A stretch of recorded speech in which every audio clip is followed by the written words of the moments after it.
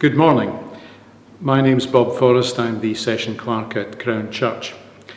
The reading this morning comes from Mark's Gospel. I'll be reading from Mark chapter 6, from verses 7 through to 29. This is a very famous passage, and even many non-Christians will be familiar with the phrase, "Bring me the head of John the Baptist." There's a number of important things that emerge from this passage. Perhaps the most obvious is this, that it's so important to think before you speak. Try and think what effect your words are going to have before you actually say them, because foolish words spoken in haste can lead to disaster.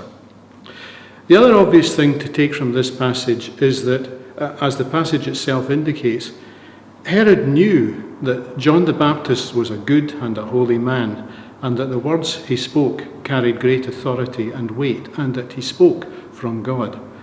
But Herod nevertheless opposed that, deliberately opposed him. And the lesson for us all here is that to oppose God when we know God's will for us can lead to disaster. So let's all now listen for the word of God.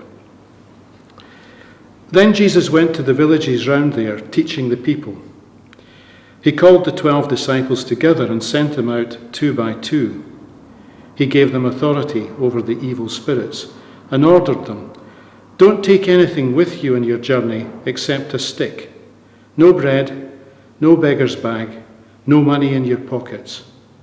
Wear sandals, but don't carry an extra shirt."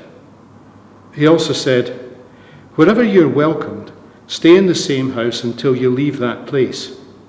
If you come to a town where people do not welcome you or will not listen to you, leave it and shake the dust off your feet.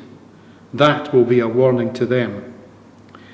So they went out and preached that people should turn away from their sins.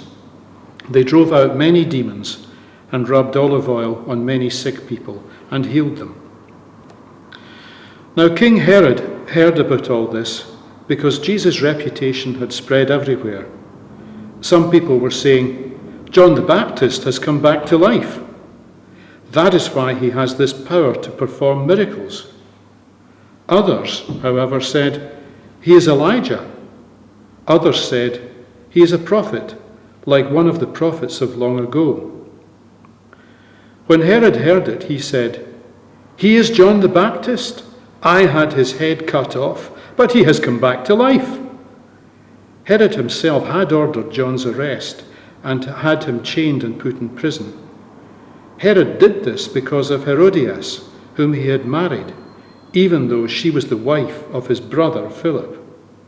John the Baptist kept telling Herod, "It isn't right for you to be married to your brother's wife." So Herodias held a judge against John and wanted to kill him, but she could not because of Herod.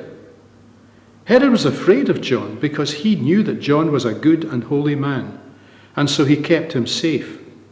He liked to listen to him, even though he became greatly disturbed every time he heard him. Finally, Herodias got her chance. It was on Herod's birthday when he gave a feast for all the chief government officials, the military commanders, and the leading citizens of Galilee. The daughter of Herodias came in and danced, and pleased Herod and his guests. So the king said to the girl, "What would you like to have? I will give you anything you want." With many vows he said to her, "I swear that I will give you anything you ask for, even as much as half my kingdom."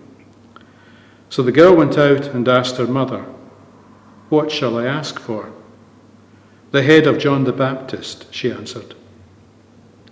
The girl hurried back at once to the king and demanded, "I want you to give me here and now the head of John the Baptist on a dish." This made the king very sad, but he could not refuse her because of the vows he had made in front of all his guests. So he sent off a guard at once with orders to bring John's head. The guard left, went to the prison, and cut John's head off. Then he brought it on a dish and gave it to the girl, who gave it to her mother.